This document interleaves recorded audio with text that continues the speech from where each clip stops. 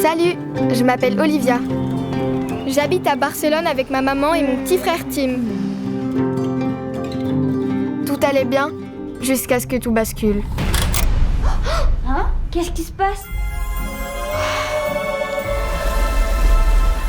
Olivia, c'est l'histoire d'une famille qui est expulsée de sa maison et ils sont forcés à vivre dans un bâtiment squatté. Comment cette famille, comme Olivia avec Tim et avec sa mère Ingrid, ils construisent une nouvelle famille et comment ils apprennent à se débrouiller et à s'inventer sa vie et à prendre le pouvoir sur ses actions en fait. Si la situation ne change pas rapidement, je vais être obligée de placer les enfants dans un foyer d'accueil. Ils vont pas nous séparer, je te le promets. L'idée géniale que va avoir Olivia pour préserver son petit frère, c'est de lui faire croire que, en fait, tout ça, c'est pour de faux et qu'ils sont dans le tournage d'un film. Et elle va le désigner comme héros de cette fiction, donc le petit assume tous les problèmes. Ce qui est formidable aussi, c'est le message que veut nous passer le film, qui est en fait, on peut être acteur du film de notre vie, de notre propre vie, c'est-à-dire on fait passer le message aux enfants de il faut se battre et il faut prendre son destin en main. En plus, on n'a pas d'électricité. Et tu connais pas le système D? Mais même quand tout s'écroule, on peut toujours se relever. J'ai voulu adapter les romans de Maite Carranza, qui s'appelle la película de la vida, les films de notre vie en français. Maite, en fait, elle était ma prof, on était copines, on a travaillé ensemble et elle est vraiment très forte à expliquer des histoires à la hauteur d'enfants pour des enfants.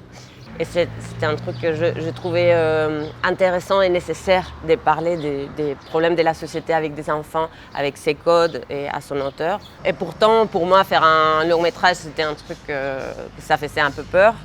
Mais quand j'ai vu ça, j'ai dit, OK, cette histoire, je peux tenir avec elle les 6 ans, 7 ans de longueur pour produire ça. Alors du coup, je me suis lancée.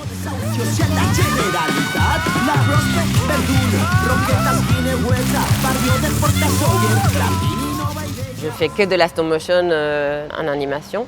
Je l'adore pour les textures, la chaleur des textures et aussi les faits de bosser avec des matériaux. En même temps, je trouvais très intéressant le fait de faire des poupées pour parler de ces sujets si délicats avec les enfants qui ont l'empathie, mais en même temps, ils voient qu'ils ne sont pas des personnages réels. Alors du coup, c'était un peu une espèce de distance de sécurité pour les enfants pour expliquer l'histoire. Et du coup, je trouvais que c'était la technique parfaite. Maman, viens, on s'en va. Chut, tu vas gâcher la scène. Je m'en fiche, je veux une maman qui me parle, qui s'occupe de moi et qui me fait des bisous. Pas toi? Tu l'aimes bien ce film peut-être? Bien sûr que oui. J'aime ce film et j'aime ma maman parce que c'est une super actrice. Regarde, tu vois comme elle joue bien? Ce qui nous a beaucoup touchés dans l'histoire d'Olivia, c'est cette dimension de l'émotion.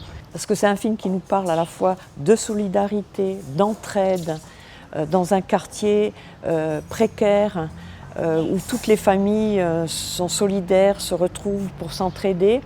Tout cela à hauteur d'enfants, donc il y a une certaine innocence, c'est très délicat. C'est important aussi de soutenir un tel projet et qu'un maximum de public le découvre en salle, parce que c'est un film doudou, c'est un film dont on a besoin aujourd'hui.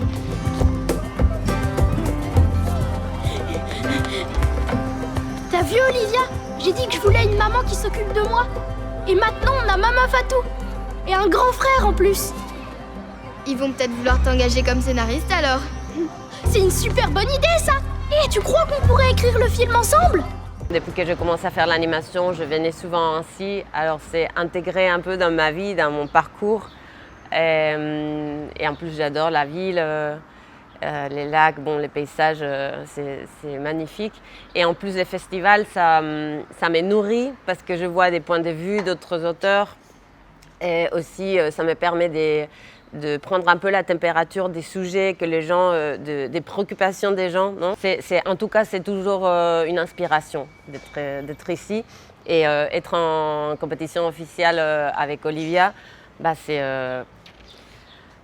magnifique. Et si la vraie magie, c'était de continuer à rêver malgré tout? Maxi Cala!